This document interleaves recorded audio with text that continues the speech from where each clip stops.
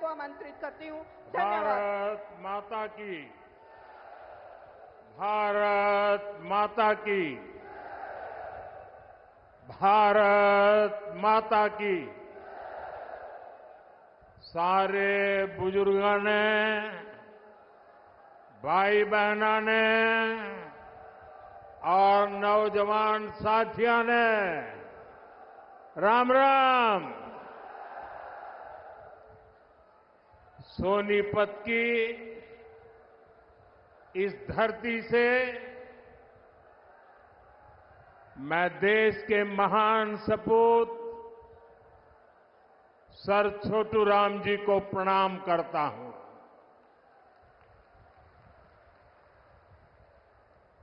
Sir Chhotu Ram ji का जीवन किसानों और वंचितों के लिए समर्पित रहा। हरियाणा की लोक कला को समृद्ध करने वाले बाबा लक्ष्मी चंद जी को भी मैं नमन करता हूं। आज 25 सितंबर है।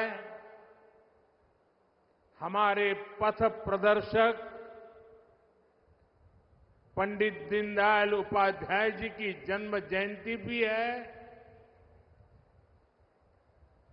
अंत्योदय और गरीबों की सेवा के लिए पंडित दीनदयाल उपाध्याय जी ने जो रास्ता दिखाया,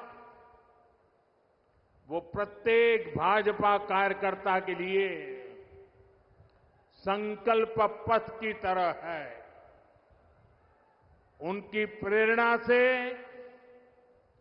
भाजपा भारत को विकास की नई ऊंचाई पर ले जा रही है, गरीबों का उत्थान कर रही है।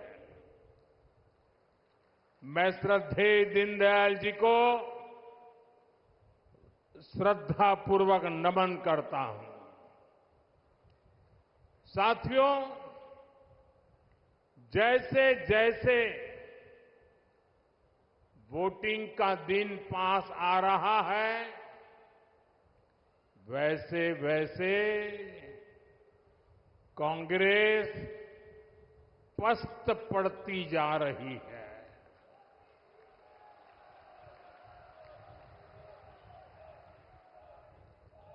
हरियाणा में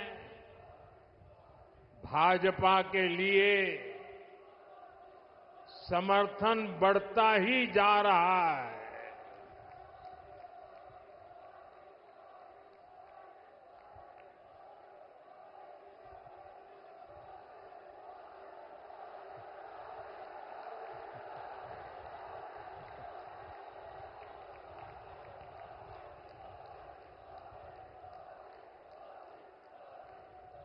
आपका ये प्यार, ये अपनापन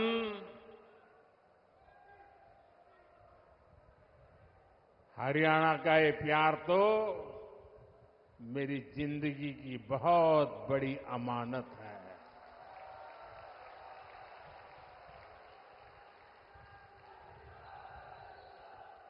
मैं बड़े गर्व के साथ कहता हूं, मैं जो कुछ भी हूं, उसमें हरियाणा का भी बहुत बड़ा योगदान है।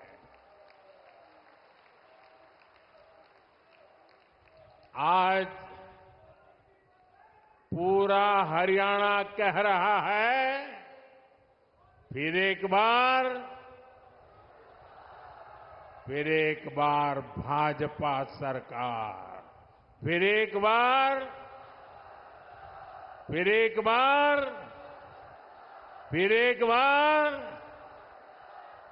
साथियों, आज जम्मू कश्मीर में दूसरे चरण का मतदान भी हो रहा है। ये मतदान शांतिपूर्ण तरीके से चल रहा है। लोग सुबह से ही वोट डालने के लिए कतारों में लग गए हैं। पहले चरण में जिस तरह जम्मू कश्मीर में वोटिंग का रिकॉर्ड टूटा, वो भी दुनिया ने देखा है।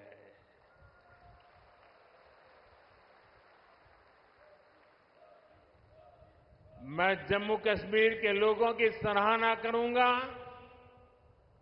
उन्हें बधाई दूंगा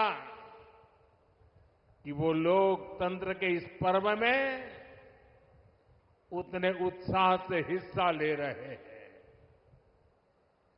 साथियों, भाजपा सरकार में हरियाणा आज खेती और उद्योग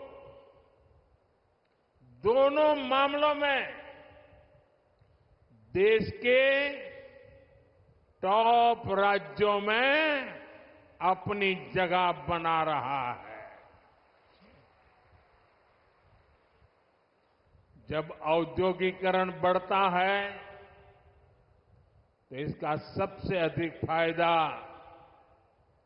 गरीब को, किसान को और दलित को होता है। बाबा साहब आंबेडकर, जिन्होंने बाबा साहब आंबेडकर को पढ़ा होगा, न पढ़ा हो तो पढ़ ले। बाबा साहब आंबेडकर मानते थे कि दलितों के सशक्तिकरण में उद्योगों की बड़ी भूमिका होती है। वो देखते थे कि गरीब के पास, दलितों के पास, वंचितों के पास पर्याप्त जमीन नहीं होती। वो जानते थे बहुत से गरीब साथी भूमिहीन होते थे, खेत मजदूरी में अपनी जिंदगी काटते थे। इसलिए बाबा साहब कहते थे कि जब फैक्ट्रियां लगती है तो दलितों, वंचितों को अवसर मिलता है। इसलिए बाबा साहब दलितों से टेक्निकल स्किल सीखने के लिए कहते थे। भाजपा की नीति निर्णयों में, भाजपा के विचारों में आपको बाबा साहब की यही सोच दिखाई देगी। दलित और वंचित समाज को उद्योगों में अवसर देकर ही सच्चा सशक्तिकरण संभव है। साथियों, आज हमारे भारत में एक और चुनौती है जिस पर सिर्फ और सिर्फ भाजपा ही बात करती है। हमारे देश में खेत का साइज भी लगातार कम हो रहा है। जैसे जैसे परिवार बढ़ता है, जमीन के टुकड़े होते हैं, जमीन बढ़ जाती है। धीरे धीरे एक छोटा टुकड़ा बच्चों के नसीब आता है। आबादी बढ़ रही है, लेकिन खेत छोटा हो रहा है। ऐसे में खेती से जुड़े सभी अर्थशास्त्री भी मानते हैं कि गांव में खेती के साथ साथ कमाई के दूसरे जरिए भी होने चाहिए। अकेली खेती पे गुजारा पूरे परिवार के लिए। और इसलिए हर मां बाप चाहता है कि एक बेटा खेती करेगा, दूसरा शहर में जाके काम करेगा। और इसलिए जब उद्योगों का विस्तार होता है तो उससे किसानों का जीवन भी बेहतर होता है। इससे किसान परिवार के बच्चों को भी अच्छी नौकरियां मिलती हैं, अच्छे अवसर मिलते हैं। और इसलिए साथियों, भाजपा खेती को भी बढ़ावा देती है, व्यापार कारोबार को भी बढ़ावा देती है। भाइयों और बहनों, कल रात को ही मैं अमेरिका से लौटा हूं। अमेरिका में मेरी मुलाकात दुनिया के बड़े बड़े नेताओं से, बड़ी बड़ी कंपनियां चलाने वालों से हुई। जिन कंपनियों के सीईओ से मैं मिला, एक एक कंपनी लाखों करोड़ रुपए के कारोबार कम करती है। मैंने उन्हें भारत के नौजवानों के टैलेंट के बारे में बताया। साथियों, पिछले 10 साल में पूरी दुनिया में भारत पर भरोसा बढ़ा है। और मैं हरियाणा के लोगों को एक बात तो जरूर बताऊंगा। कल जब मैं न्यूयॉर्क गया परसों, तो वहां स्वागत के लिए बहुत बड़ी मात्रा में भारतीय समुदाय था। लेकिन सबसे बड़ी बात वो थी कि वहां पर पूरा हरियाणा खड़ा कर दिया गया था। अमेरिका में पली बड़ी हमारी हरियाणा की बेटी और उसके साथ और 5-7 बहनें, हरियाणा के हमारे साथी, उन्होंने हरियाणा का जो अभी नृत्य आप यहां देख रहे थे ना, वैसा नृत्य न्यूयॉर्क में करके स्वागत कर रहे थे। यानी हरियाणा खड़ा कर दिया था उन्होंने। साथियों, आज एक बात का विश्वास हुआ है कि अब भारत करप्शन, परिवारवाद से मुक्त होकर तरक्की कर रहा है। दुनिया को लगता है कि आने वाले समय में कोई देश सबसे तेज आगे बढ़ेगा तो वो देश है भारत।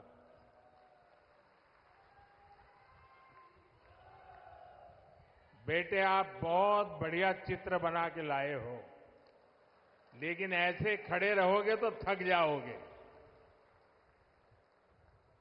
आप मेरे लिए लाए हैं।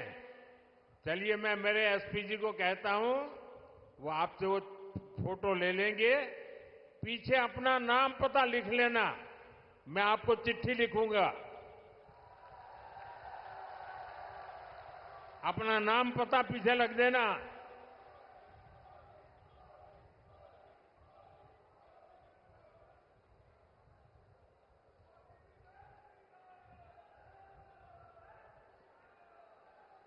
इतना बढ़िया चित्र बनाया है इस बेटे ने।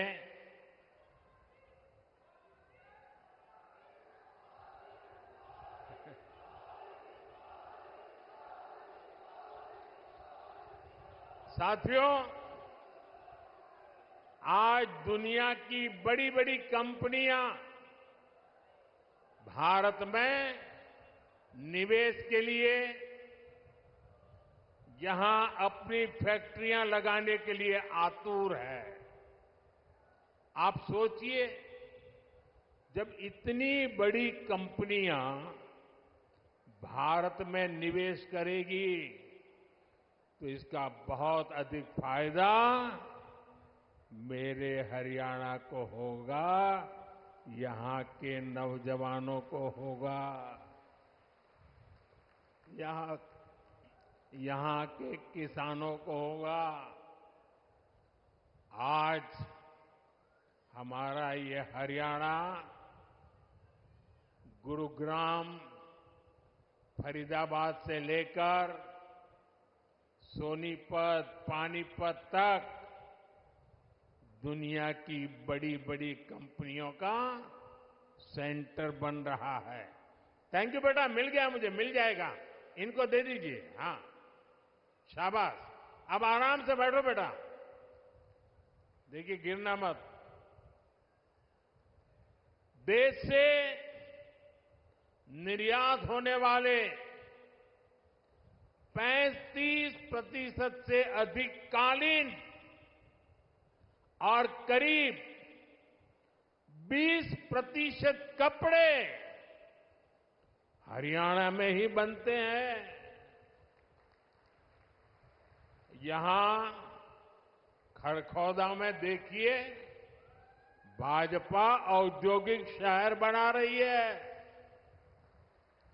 कोशिश यही है कि यहां के हमारे नौजवानों को ज्यादा से ज्यादा नौकरियां मिले, रोजगार मिले। हरियाणा भाजपा ने घोषणा की है कि ऐसे अनेक औद्योगिक शहर राज्य के अलग अलग हिस्सों में बनाए जाएंगे।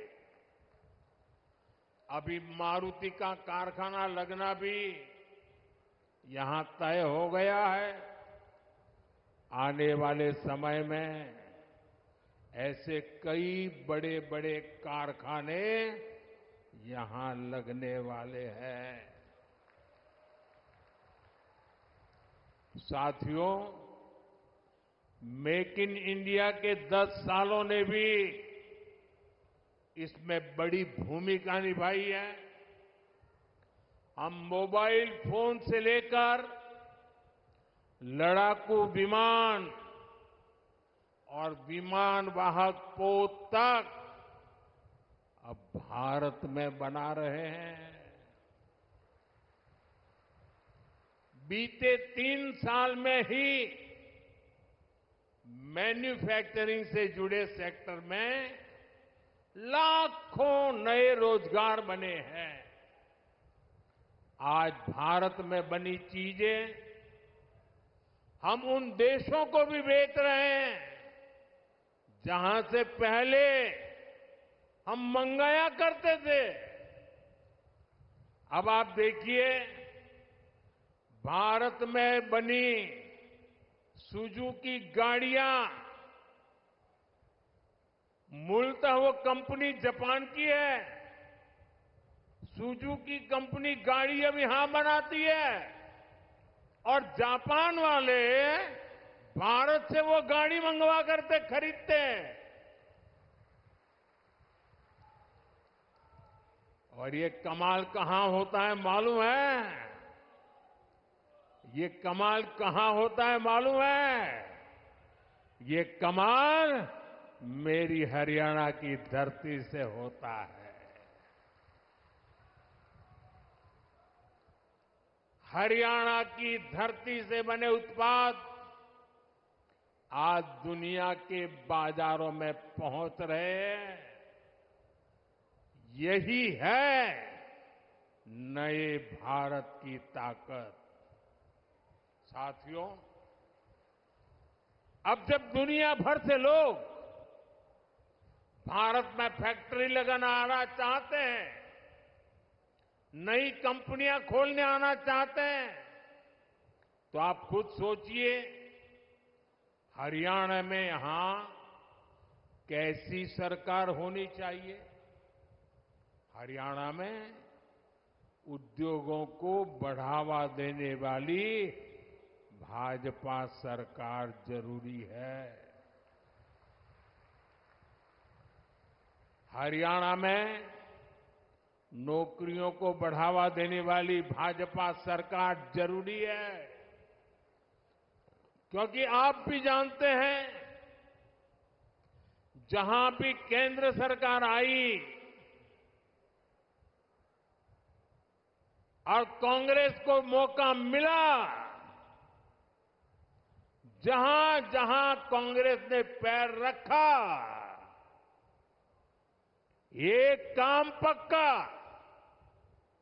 करप्शन, करप्शन, करप्शन, भ्रष्टाचार, भ्रष्टाचार, भ्रष्टाचार, भाई भतीजावाद, भाई भतीजावाद, भाई भतीजावाद। भारत के सरकारी सिस्टम में भ्रष्टाचार को पैदा करने वाली, पालना पोसने वाली, हमारे देश में भ्रष्टाचार की कोई जन्मदात्री है तो कांग्रेस पार्टी है। कांग्रेस का शाही परिवार देश का सबसे भ्रष्ट परिवार है, और जब हाईकमान भ्रष्टाचारी है तो नीचे फिर लूट का खुला लाइसेंस मिल ही जाता है। याद कीजिए, 10 साल पहले जब यहां कांग्रेस की सरकार थी तब क्या होता था? आज जो नए वोटर है ना, 18 साल 20 साल के, उन्हें तो पता तक नहीं होगा कि 10 साल पहले हरियाणा को कैसे लूटा गया था। तब हरियाणा में किसानों की जमीन को जम करके लूटा गया। कांग्रेस ने हरियाणा को दलालों और दामादों के हवाले कर दिया था। दलालों और दामादों से बचना है तो कमल ही बचाएगा।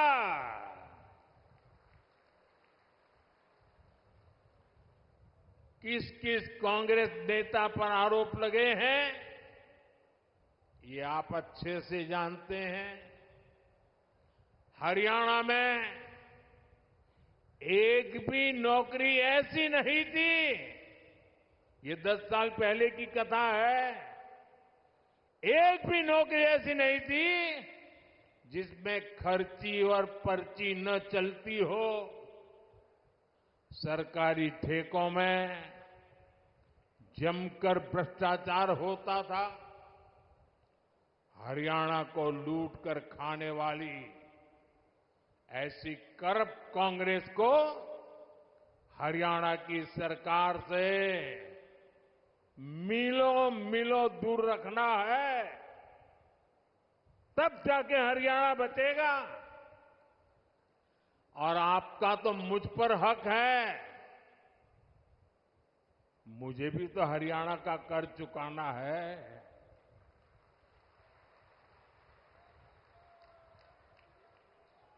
और मुझे खुशी है कि हरियाणा के लोग इतने समझदार हैं कि वो राज्य और केंद्र की ताकत क्या होती है, ये जितना हरियाणा के लोग समझते हैं ना, हिंदुस्तान में और कोई उतना नहीं समझता है जितना हरियाणा वाले समझते हैं।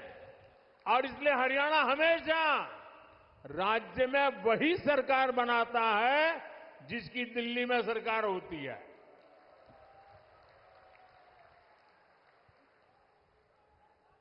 हरियाणा के लोगों को इसकी बराबर समझ है। साथियों, जैसी स्थिति यहां कांग्रेस ने उस समय बनाई थी, आज कर्नाटका में उनकी सरकार है। जरा देखिए, अभी तो 2 साल हुए हैं, क्या हाल करके रखा है। वहां कांग्रेस के मुख्यमंत्री उन पर जमीन घोटाले के आरोप लगे हैं। जब इसकी जांच शुरू हुई तो कर्नाटका के मुख्यमंत्री हाईकोर्ट चले गए। हाईकोर्ट ने भी उनको एक और डंडा मारा। उन्होंने कहा कोई मदद नहीं होगी, और कल ही हाईकोर्ट ने साफ साफ कहा कि जांच के आदेश सही है और जांच होनी चाहिए। अब देखिए, 2 साल मुश्किल से हुए हैं, आदत जाती नहीं है। क्या हरियाणा में इनको ये पाप करने का ठेका दे सकते हैं क्या? हरियाणा में इनको घुसने दे सकते हैं क्या? आप ये गलती मत करना। 10 साल बाहर रहे तो सुधर गए होंगे, ये सुधर सकते ही नहीं जी, ये कभी नहीं सुधर सकते। और भाइयों बहनों, कर्नाटका में सिर्फ जमीन घोटाले का ही मामला नहीं है।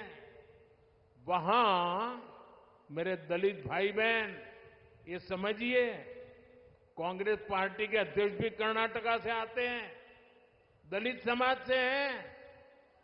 कर्नाटका में दलितों के लिए जो फंड था, उसमें भी कांग्रेस ने घोटाला किया।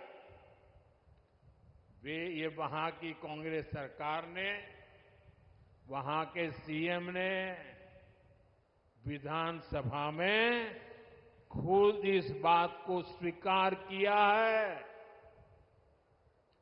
अब बताइए, जहां भ्रष्टाचार होगा, वहां दुनिया का कोई देश, कोई भी निवेश करने वाला, कोई भी कारखाना लगाने वाला हरियाणा की धरती पर आएगा क्या? तो हरियाणा का नुकसान होगा कि नहीं होगा? हरियाणा में निवेश नहीं आएगा तो नौजवानों को नौकरी कैसे मिलेगी?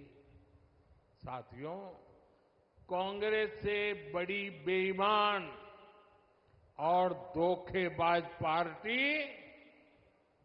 देश में और कोई नहीं है। ये हरियाणा के किसानों के लिए बड़ी बड़ी घोषणाएं करते हैं, लेकिन जहां सत्ता में है, जरा आपके यहां आए तो उनको पूछो, भाई तुम यहां आकर के सारे सपने दिखा रहे हो, कर्नाटका में तुम्हारी सरकार है, वहां तो किसानों को लागू करो नहीं बोल रहे हो वो।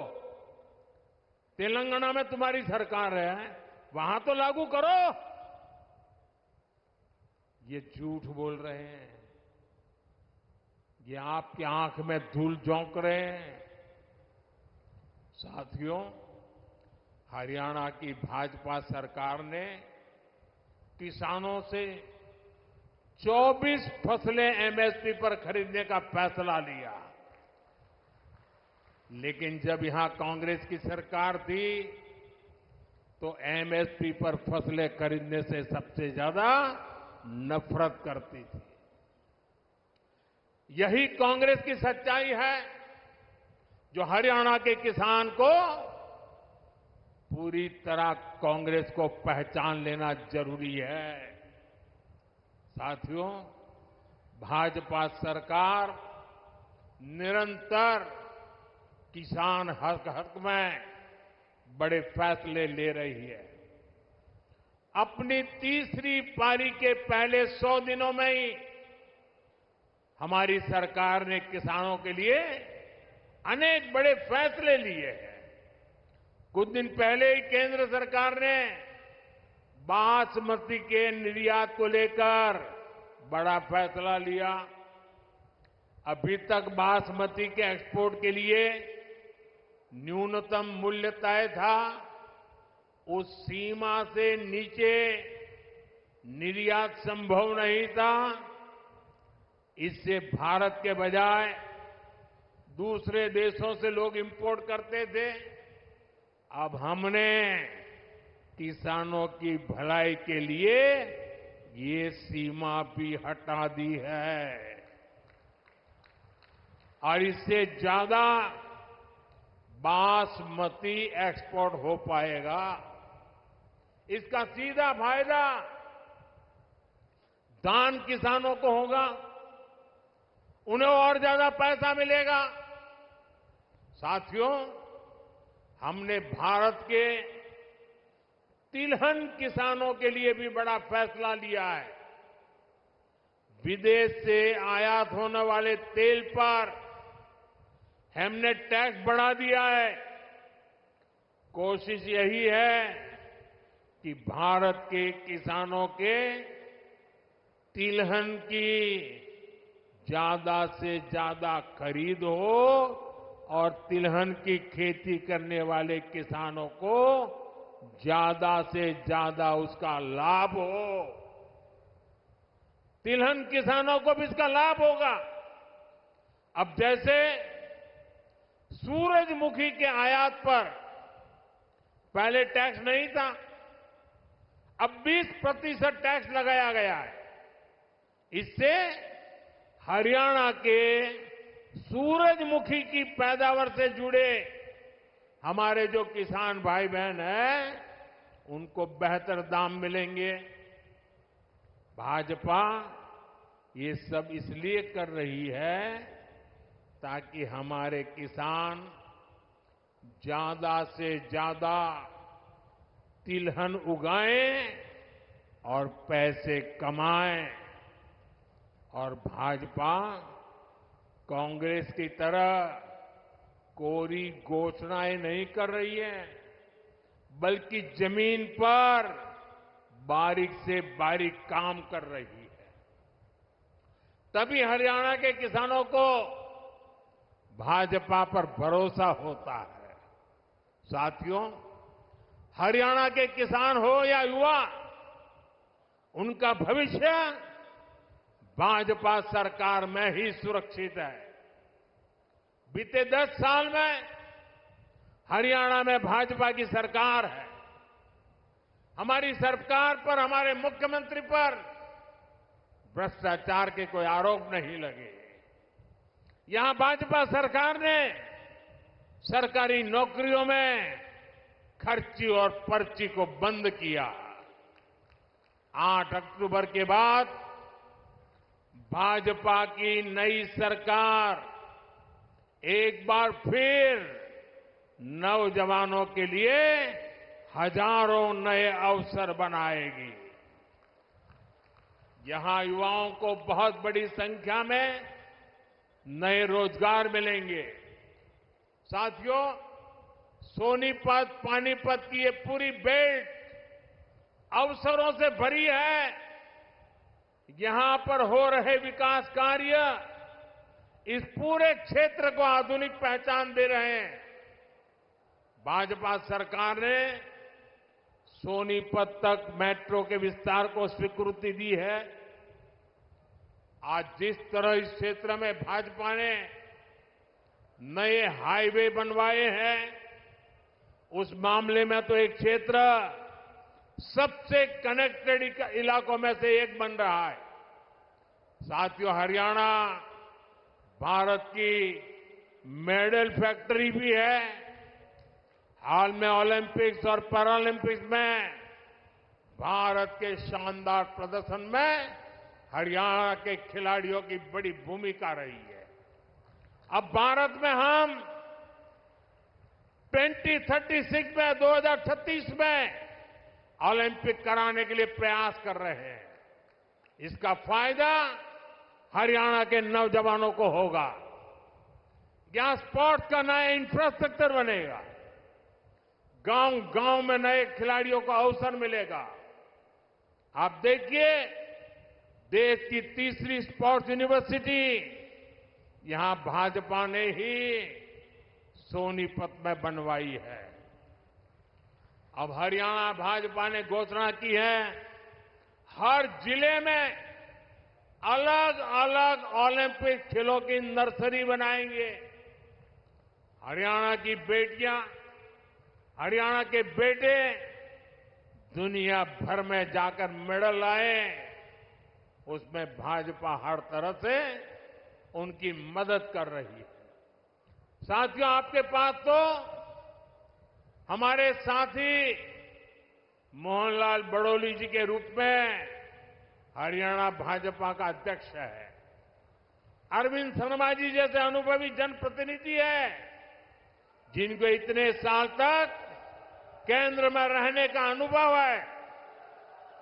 इनके रहते यहां के विकास की गति और तेज होना तय है। साथियों, सोनीपत की ये धरती उन वीर जवानों की भी धरती है, जिन्होंने हिमालय की ऊंची चोटियों पर दिन रात मातृभूमि की रक्षा की है। हरियाणा की वीर माताओं की हजारों संतानें आज बॉर्डर पर है। यहां के अनेक संतानें हैं जिन्होंने जम्मू कश्मीर में हालात को सामान्य बनाने में मदद की है। वहां आतंक और अलगाव के जख्म हरियाणा के वीर बेटों ने अपने शरीर पर खाए हैं। अब मत भूलिए, कांग्रेस की कुनीति से निकले पत्थर हरियाणा की संतानों पर फेंके जाते थे। आज जब जम्मू कश्मीर में शांतिपूर्ण मतदान होता है, तो सबसे अधिक खुशी हरियाणा की वीर माताओं को होती है। लेकिन कांग्रेस और इसके साथियों को जम्मू कश्मीर में शांति पसंद नहीं है। कांग्रेस जम्मू कश्मीर में फिर से धारा 370, आर्टिकल 370 वापस लाना चाहती है। कांग्रेस जम्मू कश्मीर में आतंक और अलगाव को फिर से हवा देना चाहती है। तुष्टीकरण के लिए कांग्रेस देश के दुश्मनों के एजेंडा को भारत में लागू करना चाहती है। ऐसी कांग्रेस को आप हरियाणा के लोग सबक सिखाएंगे, ये मुझे पूरा भरोसा है। आर्टिकल 370 को वापस लाना उन वीरों की कुर्बानी का अपमान होगा, जिन्होंने जम्मू कश्मीर में आतंक के खिलाफ लड़ाई लड़ी है। साथियों, कांग्रेस ने दलितों, पिछड़ों और शोषितों के साथ भी धोखा किया है। आजकल कांग्रेस के भीतर यहां जो सिर फुटोवल हो रही है, ये पुराने पाकों का ही परिणाम है। याद कीजिए, 2014 से पहले जब यहां कांग्रेस का राज था, जब हुड्डा जी यहां सीएम हुआ करते थे, तब ऐसा कोई साल नहीं था जब दलितों के साथ अन्याय नहीं होता था। अनेक दलितों को जान से हाथ धोना पड़ा। दलित परिवारों की बहु बेटियों पर अत्याचार होते थे। हर कोई जानता था कि दलितों के खिलाफ इस घिनौने खेल को कांग्रेस ही खाद पानी देती है। और जो भी कांग्रेस की दलित विरोधी हरकत के खिलाफ बोलता है, कांग्रेस उसके खिलाफ साजिशें करने लगती है। ये आज हरियाणा का दलित समाज एक बार फिर हरियाणा के अंदर कांग्रेस का जो ड्रामा चल रहा है, उसे देख रही है। साथियों, कांग्रेस ने हमेशा ही दलित, ओबीसी और आदिवासियों को भागीदारी से वंचित रखा है। ये तो बाबा साहब आंबेडकर थे जिन्होंने दलितों को आरक्षण दिया, वरना ओबीसी की तरह दलितों को भी अपने हक के लिए कांग्रेस की हार का ही इंतजार करना पड़ता। जब जब कांग्रेस सरकार से दूर रही है, तब तब गरीबों को, एससी, एसटी, ओबीसी को उनका हक मिला है, और जब जब कांग्रेस सरकार में रही है, उसने दलितों, पिछड़ों का हक छीना है। कांग्रेस के शाही परिवार से जो भी प्रधानमंत्री बना, उसने हमेशा आरक्षण का विरोध किया है। आरक्षण का विरोध, आरक्षण से नफरत, ये कांग्रेस के डीएनए में है। इसलिए आज भी हम देखते हैं कांग्रेस के शाही खानदान की चौथी पीढ़ी भी आरक्षण को हटाने की बात कर रही है। आपको कांग्रेस की आरक्षण विरोधी चालों से सावधान रहना है। साथियों, बीजेपी ने दलित, ओबीसी और आदिवासियों को सही मायने में भागीदारी दी है। वंचित और पिछड़े समाज के हर व्यक्ति को भाजपा ने हमेशा आगे बढ़ाया। यहां हरियाणा में देखिए, हमारे नायब सिंह सैनी जी को भाजपा ने सीएम बनाया। इतने कम समय में ही इन्होंने पूरे हरियाणा के लोगों के दिल में जगह बनाई है। आज यहां लोग कहते हैं कि यो नायब सैनी एक किसान मजदूर का बेटा से, इसके किवाड़ लोगा ताई 24 घंटे खुले रवे से। भाइयों और बहनों, कांग्रेस की सरकारों की एक और पहचान है, कांग्रेस सरकार अस्थिरता के लिए भी जानी जाती है। बीते कुछ सालों में ही जहां जहां इनकी सरकारें बनी, वहां यही दिखने को मिला है।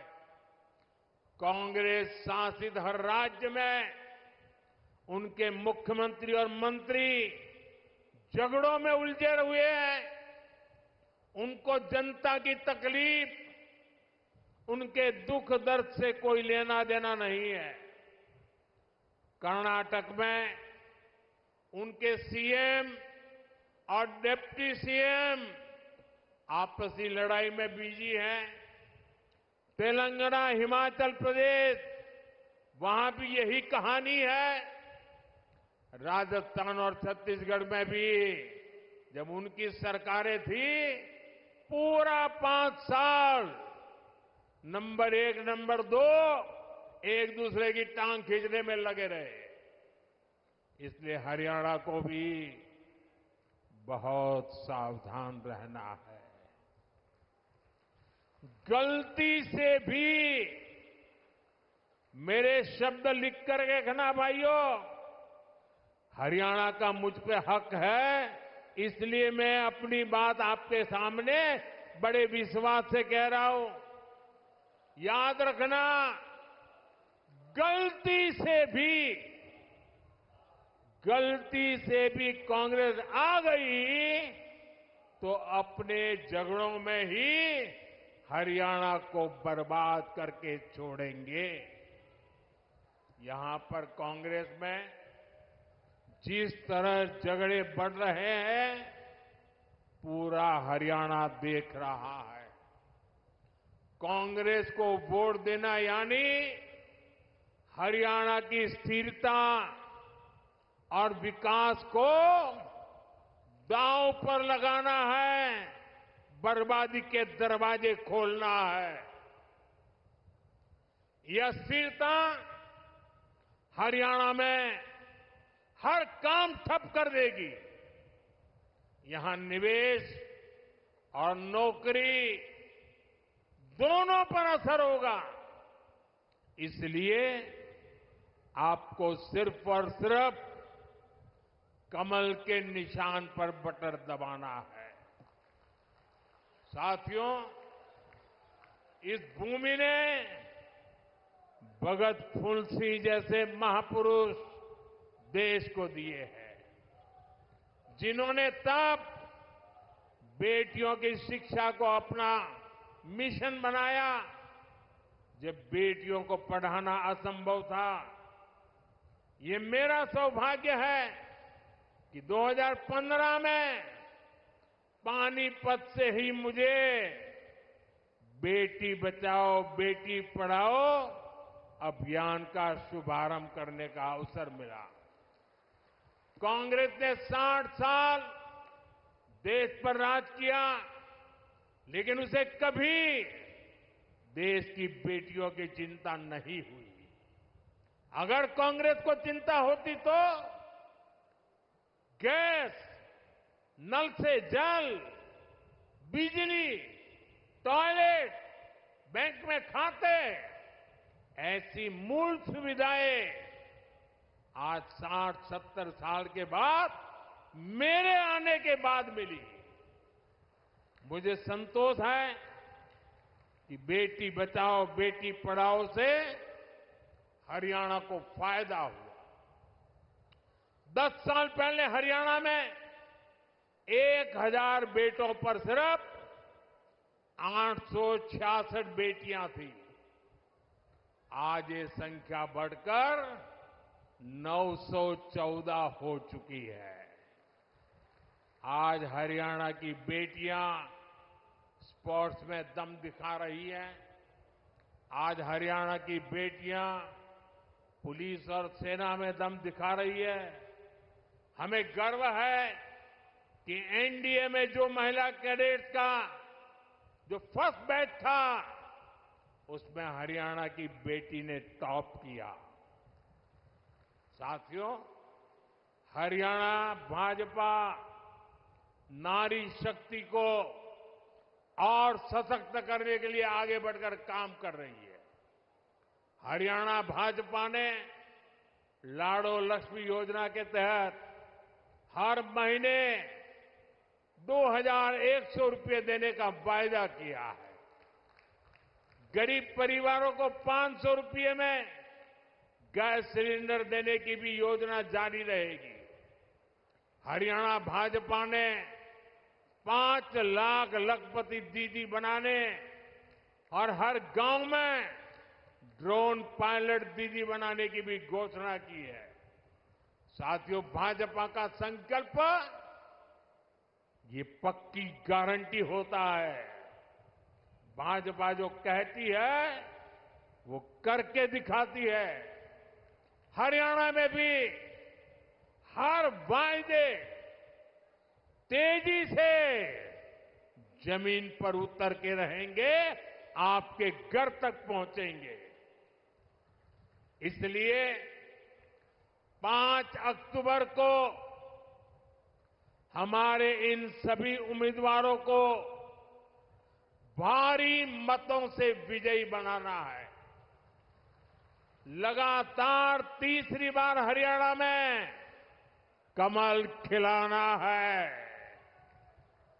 एक बार फिर इतनी बड़ी संख्या में हमें आशीर्वाद देने के लिए आप आए, मैं आपका बहुत बहुत आभारी हूं। दोनों हाथ ऊपर करके पूरी ताकत से मेरे साथ बोलिए, भारत माता की,